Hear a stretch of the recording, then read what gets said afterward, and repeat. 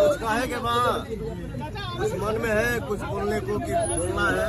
आइए भूषण में कहना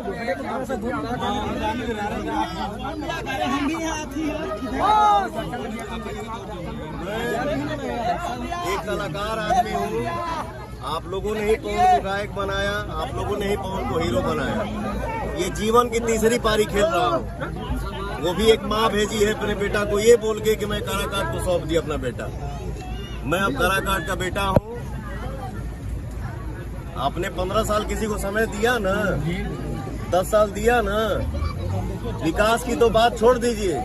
मैं काराकाट लोकसभा क्षेत्र घूम रहा हूँ, यहाँ तो रोड सही नहीं है, रास्ता सही नहीं है, गांव में। अरे आप आ जाएंगे भैया तो सब हो जाएगा। ये नहीं है।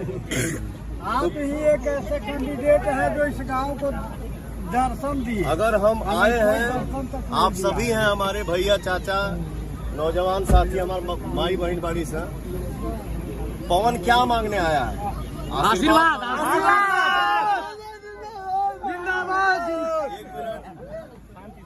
पवन सिंह ज्यादा से ज्यादा क्या लेंगे?